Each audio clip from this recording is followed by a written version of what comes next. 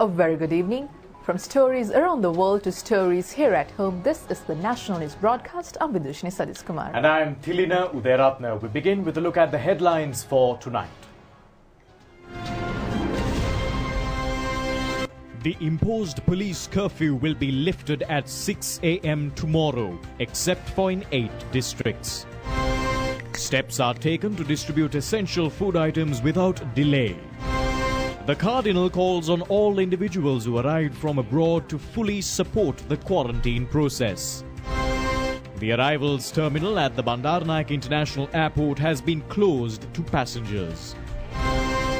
Health authorities emphasized on refraining from using the malaria treatment drug for the treatment of COVID-19 without medical advice. Well, on your top local story this evening, the ongoing curfew has been extended until 6 a.m. on Tuesday for the Mannar, Vaunia, Mullaitivu, Kilinochchi and Jaffna districts, in addition to the 3 previously announced districts. The imposed curfew in the respective districts will be lifted at 6 a.m. on Tuesday and will be reimposed at 2 p.m. on the same day. In all other areas, the curfew will be lifted at 6 a.m. tomorrow and will be reimposed at 2 p.m. The President's Media Division, issuing a release today, stated that the curfew in the 5 districts of the Northern Province has been extended until 6 a.m. on Tuesday.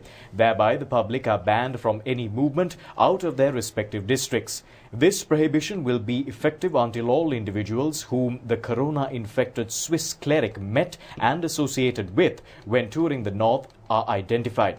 The government states that this measure has been taken to protect the people of the Northern Province from the coronavirus and requests the public to extend their support to this measure.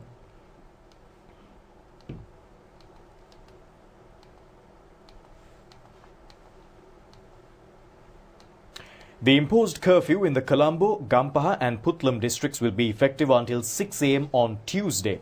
The government notifies that all liquor sales outlets should remain closed whenever the curfew is lifted. The government has instructed the police to allow the farming community to engage in their day-to-day farming activity in the districts where farming takes place. The public is requested not to unnecessarily panic to purchase goods, as sufficient stocks of essential food items and other goods are in fact in storage, and the transportation of vegetables and other essential commodities has been facilitated.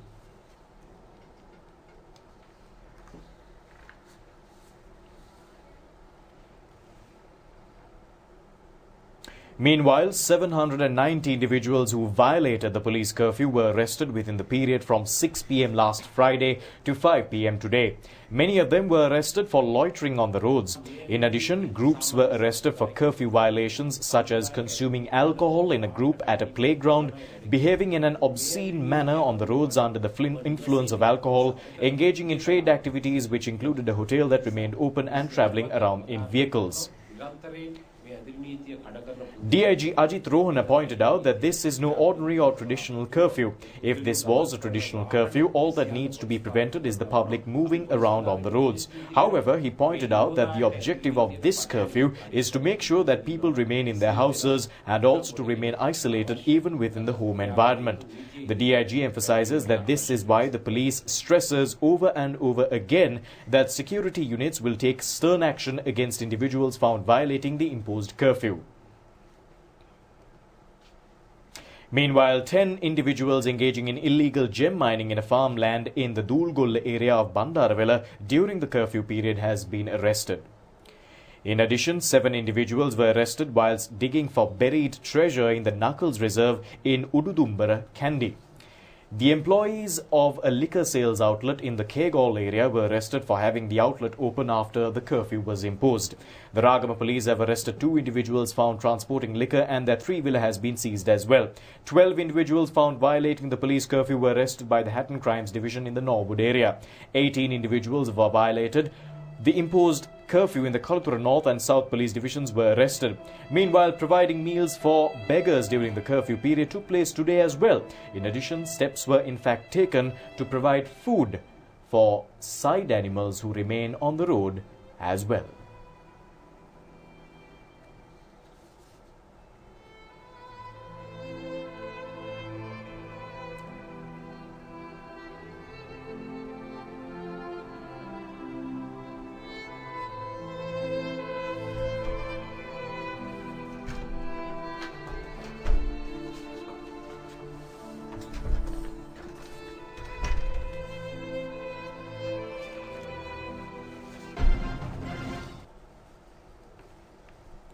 Well, the government has taken all measures to supply essential food items without shortage in all districts except in the 8 districts in which police curfew was extended. Measures are in place to distribute essential food items in those districts as well as soon as curfew is lifted. A special program has been launched by the government upon the instructions of the President and the Prime Minister to supply essential food items through cooperatives and such outlets without shortage. The packaging and distributing of food items was underway at the storages of Satsu today. Satsu commenced the distribution of stocks amongst its retail outlets from last night. Satasa is also prepared to supply food items without shortage to the estate sector as well after curfew is lifted.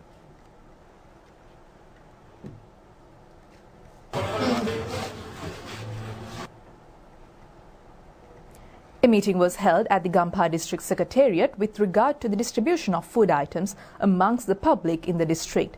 Gampha Cooperative Commissioner said steps will be taken to distribute bags of essential items through cooperatives and mobile sales services.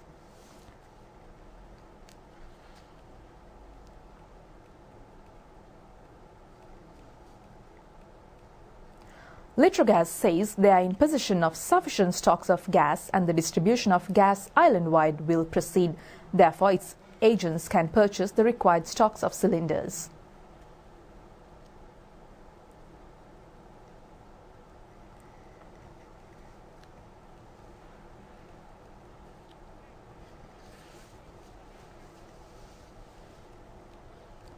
The Ceylon Petroleum Corporation says fuel supplies will not be interrupted and will be available without shortage as the Petroleum Corporation is in storage of sufficient fuel. Steps have been taken to have 480 filling stations open covering each police division.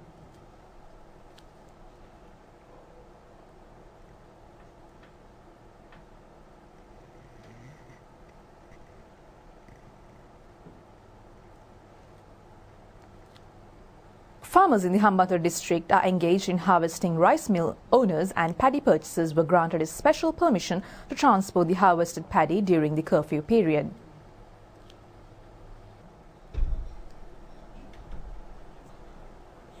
Curfew restrictions have been relaxed to facilitate the wholesale transportation of paddy by large-scale rice producers in the Polonnaruwa district. A meeting of rice producers was held at the Polonnaruwa district secretariat today.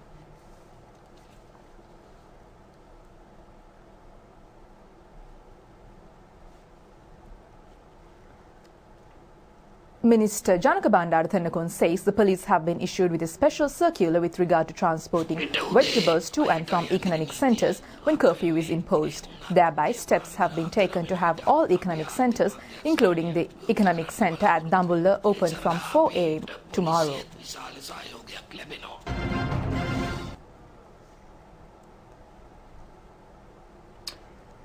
Well, in other news, with the detection of 4 more confirmed cases today, the total number of corona-infected persons in the island has reached 82. 222 individuals are undergoing medical investigations upon suspicion of contracting the virus.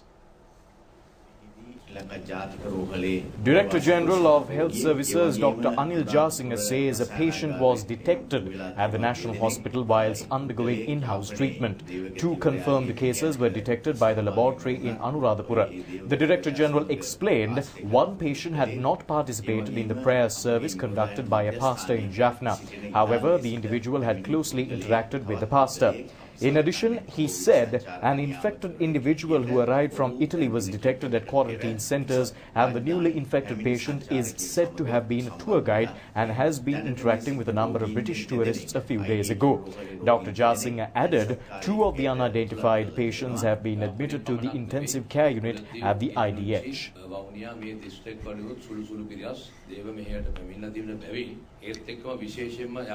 As of yesterday, 31 of the confirmed cases were reported reported from quarantine centres, whilst 47 cases were reported outside of the centres. Health authorities state 28 patients had arrived in the island from countries in which the disease is widespread, whilst 21 of them have had close interactions with those who have arrived from such countries. 5 of the infected patients are tour guides. Investigations are underway to identify the source from which 2 patients contracted the virus.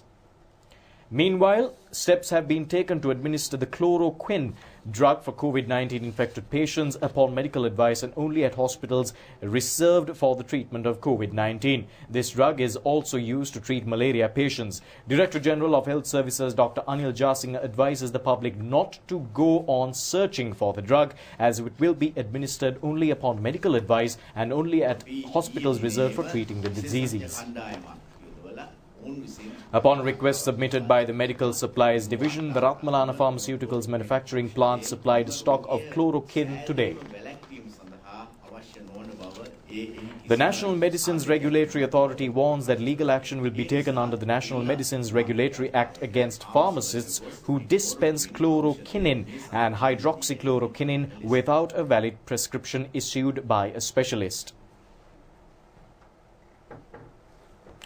Quarantined medical observations of those who have arrived from abroad is proceeding continuously, whilst currently 3,063 individuals have been sent to quarantine at 22 centres throughout the island.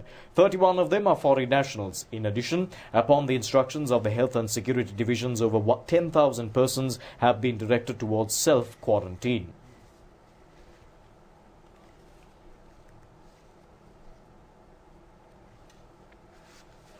Although passengers arriving by air have been prohibited, the government has granted special permission for the Sri Lankans who engaged in Dambadiva pilgrimage in India to be sent back to the country. Thereby, the UL-196 aircraft of Sri Lankan Airlines transported 243 pilgrims from New Delhi to Colombo last night. Our correspondent states that they were transported by the army to the Iranavila quarantine centre in 5 buses. Special containers were ordered to transport their luggage. Many tour guides in the Polonnaruwa district have been directed to self-quarantine. Meanwhile, 2 individuals who arrived from Hong Kong have reportedly been lodging at a tourist rest house in the Hatton area until yesterday. The owner of the rest house escorted them to the Karunayaka airport last night after the police and health authorities were apprised of the 2 foreign individuals' stay at the rest house. The owner and his family members were sent for 14 days of quarantine health screen. Meanwhile, the Homagama base hospital will also be deployed for the treatment of corona-infected patients. Minister Bandulu Gunawardhan engaged in an observational visit of the hospital today.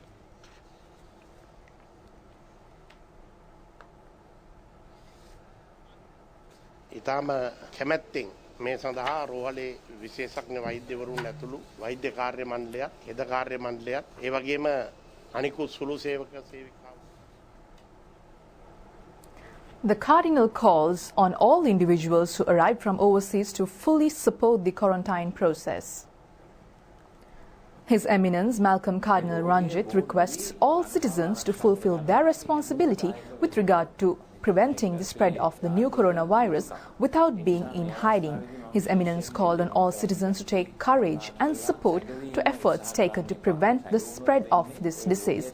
The Cardinal pointed out, due to certain stringent quarantine measures implemented at times in China, the country has been able to control the spread of the virus.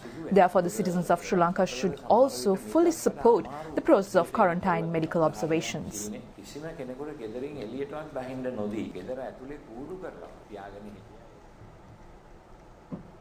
The government says that the decision to close the arrivals terminal at the Bandaranaike International Airport in a bid to prevent the further increase of imported COVID-19 cases will continue to be effective. The President's office states that only the departure terminal will remain open.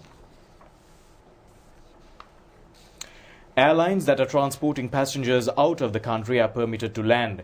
Meanwhile, port operations will be carried out without hindrance to the exportation and importation process. However, the steps implemented by the Sri Lanka Ports Authority to prevent passengers from arriving in the country will be further effective. The government states that these decisions will be effective until the present situation in the country, which has been caused by the spread of COVID-19, returns to normal. The High Commission of Sri Lanka in New Delhi says all Sri Lankans who had arrived in India on pilgrimage have been repatriated. A special flight of Sri Lankan Airlines transported 48 pilgrims from New Delhi to Colombo, departing at 5:10 a.m. today. Previously, another flight of Sri Lankan Airlines departed for Colombo carrying 97 pilgrims at 3 a.m. today. Thereby, the Sri Lankan High Commission in New Delhi states 145 pilgrims were sent back to Sri Lanka today. Steps were taken to repatriate 298 Sri Lankan pilgrims from the Indira Gandhi International Airport in New Delhi last night.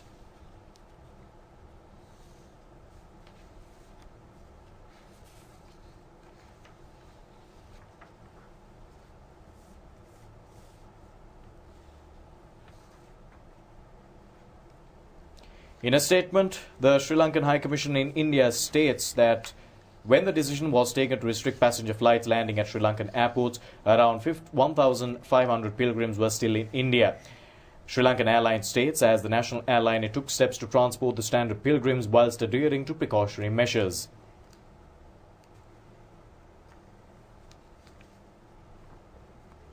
Meanwhile, the Ministry of Passenger Transport Management, Power and Energy has decided to grant a relief period until the 31st of March for the payment of electricity bills. Speaking to the Rupavahini news team, Minister Mahinda Amaraveera said there will be no disconnection of electricity supply during this period. In addition, the Sri Lanka Telecommunication Regulatory Commission has instructed all fixed line and mobile phones service providers to provide a relief period for their customers to settle their bills and to maintain continuous service. The government states that under these present circumstances, communication networks are a must for the distribution of information and to maintain connectivity in the fight against COVID-19. The phone service providers and cable TV operators have also been requested to introduce a system to provide prepaid customers with additional tasks and talk time and quick loan services for reloads. Chairman of the Elections Commission, Mahinda Deshapriya, says numbers for preferential voting have not been issued to any of the contesting candidates. Therefore, he requests for unnecessary publicity not to be given.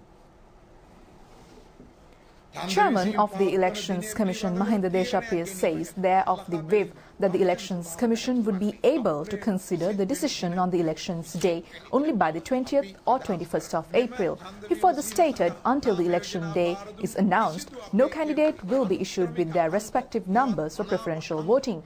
Thereby, he points out it is of no use to anyone if candidates engage in election propaganda activities with hypothetical preferential numbers. At this crucial juncture, the Elections Commission calls on all leaders, activists and supporters of political parties to halt all forms of political propaganda activities and to support the health authorities in the fight against the common enemy COVID-19. The chairman of the Elections Commission noted that reports are being received that election propaganda activities can be seen to a certain level when steps are taken to curb the epidemic and also when food supplies are provided. He points out society regards such individuals as totally unfit to represent citizens in their legislature or any other public representation body. He further states the Election Commission vehemently condemns certain efforts taken to engage in election propaganda activities even when a curfew has been imposed. He added, aid provided by the government or aid provided privately with the intention of promoting one's political party is regarded by the Commission as a very bad habit. The Elections Commission calls on everyone to refrain from such activities.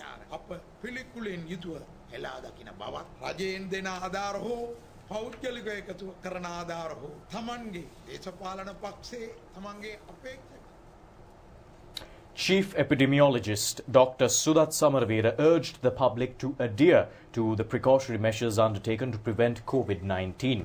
The public should always refer to verified information over the disease. He made these remarks in an interview with the national television. With this situation, we have temporarily postponed these immunization clinics. As soon as that we are able to start this, we will be planning to have it in a way that people are not clustering or gathering together unnecessary amount of people, and that this activity will be carried out. Similarly, that we have stopped visiting people into the outpatient departments unless if it is an emergency, especially that places like eye hospital, dental institute and other hospitals also. And we are postponing routine cases to face this situation. But as soon as that the situation is under control, everything will be picked up and the people will be entertain in a normal life. Social media is a very good instrument to communicate with people, exchange information as well as exchange views and ideas. But at the same time, the social media can be counterproductive if the misinformation is or wrong information is disseminated. So because of that, we request people not to believe information that is coming from unverified sources. All the time depend on or believe in the information that is coming from the established sources like the Ministry of Health or other government institution or well-recognized medical association or organization. Other than that, don't accept or don't believe those things. So the Health Promotion Bureau of the Ministry of Health is doing a very great task here to monitor these misinformation and the information in the social media and counteract misinformation. If you want any information, you can dial 1999 and get the information. That is from the Health Promotion Bureau. Also that go to their Facebook page or the website and get the information. If the information is coming from unreliable or unverified source, don't believe in it. Health Promotion Bureau consultant community physician Dr. Priyanka Ranasinghe urges the public to seek for verified information from reliable sources over the coronavirus epidemic prevailing in the country without resorting to false information on various social media platforms. She made these remarks in an exclusive interview with the national television. At this moment, more than the virus, the misinformation is spreading. It is very important for us to know what are the channels that you will get the correct information. So first thing is epidemiological unit, Sri Lanka. They give all the scientific details in their website, epidemiology unit website. All the guidelines, case definitions and what to do and how to do is given in scientific manner. Health Promotion Bureau, which I represent, the entire staff from the director to all consultants and all the health staff are working 24/7 to provide correct information. 1999 Health Promotion Bureau call center is ready to answer your questions and clarifications and to provide a befriender service at this endeavor. 24/7 we are listening to you in all three languages. In our society we are more friendly with social media, Facebook and other measures. So we thought we should give in your style the information. So all the information and updates, Health Promotion Bureau Facebook page, Health Promotion Bureau Sri Lanka, we provide you the information regularly in your style through this Facebook page and also the Twitter account. At the same time, as a joint effort with all the telecommunication centers, we provide the information through ringing tone and other measures. So be with us and listen to the correct information, look for correct information, share the information on Health Promotion Bureau Facebook page and be with us. Then we can combat this problem together. Believe the correct information from all these health ministry sites that we inform you. Well, and back to local news, the public have been educated on the steps that need to be taken as precautionary measures against COVID-19. However, it is doubtful to whether certain groups of individuals are adhering to such guidelines in the rush to meet day-to-day requirements. It needs to be emphasized that a major responsibility rests with the public in the efforts to safeguard against COVID-19. When the government decided to impose police curfew throughout the island, the public in some cities began rushing to purchase essential goods without adhering to the preventative measures laid down by the health authorities. Therefore, tomorrow, when the imposed curfew is lifted in certain districts, the government advises the public to behave in adherence with health instructions and with discipline.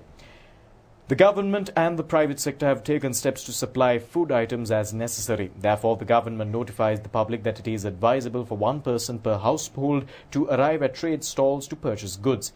A 1 meter distance needs to be maintained during purchases.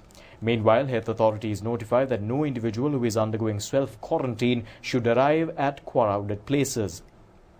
In addition, facilities need to be provided for the public outside government and private trade stalls to wash their hands. Around 3,000 public health inspectors have been deployed throughout the island to monitor the implementation of these guidelines.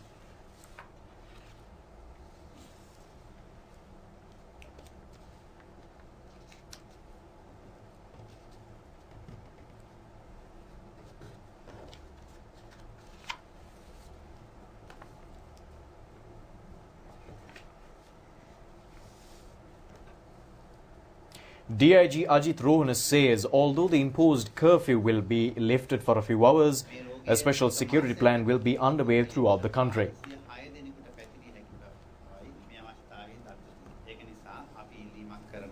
තාවකාලික ඇඳිරි නීති ලිහිල් කිරීමත් එක්ක ඔබගේ අත්‍යවශ්‍ය ද්‍රව්‍ය මිලදී ගැනීමට යාමේදී වයෝවෘද්ධ නොවන පුද්ගලයෙක් අත්‍යවශ්‍ය ද්‍රව්‍ය මිලදී ගැනීම සඳහා වෙළඳ සැල වෙත පිට විය යුතුයි. ඒ වෙළඳ සැලේදී අවම වශයෙන් මීටරයක පරතරයක් තබා ගනිමින් තමන්ගේ ද්‍රව්‍ය මිලදීගෙන ඒ ද්‍රව්‍ය සමග නිවසට පැමිණ තමන්ගේ ඇඳුම් අවුවේ වේලා හෝ සෝදාගෙන තමන්ද පිරිසුදු වී නිවසට ඇතුළු වීම තුලින් මේ රෝගයෙන් ආරක්ෂා වීමටත් ඒ වගේම ස්වයංව පනවා ඇති ඇඳිරි නීතිය සාර්ථක කරන්නටත් කටයුතු කළ හැකි බව අපි මෙතනදී අවධාරණය කරනවා.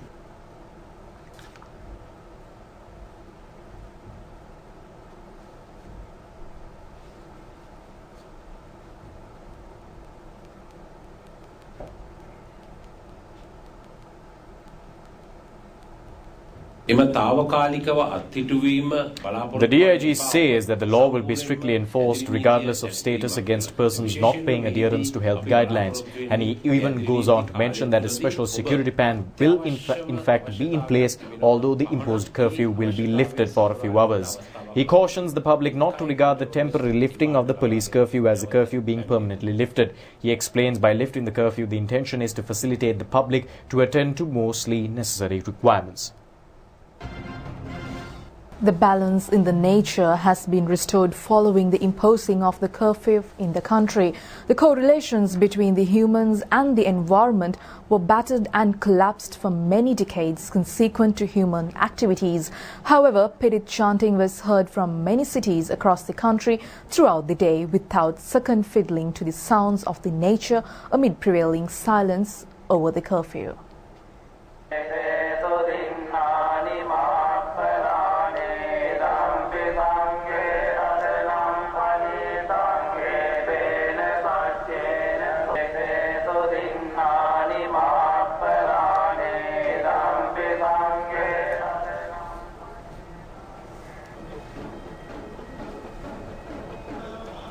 The chanting of Ratana Sutta for 1,200 times was commenced at the Magul Madua, or the audience hall of the Dalada Maligawa. The aim of this program is to invoke blessings to the country to be protected from the corona epidemic and for the speedy recovery of the infected. Mahasangha, led by Deputy Chief Prelates of Asgiriya and Malwata chapters, participated in the Pirit chanting ceremony. Pirit pan will be distributed for 5 countries affected from the coronavirus pandemic.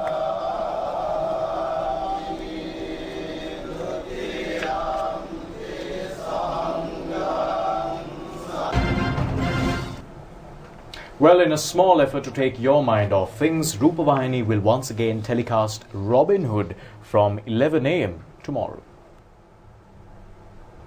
Well, that's a wrap on tonight's Rupavahini English News. Quick reminder to you before we wind up: stay safe, stay indoors and take care of yourselves as much as possible. Until then, join us once again tomorrow. Take care. Good night. Good night.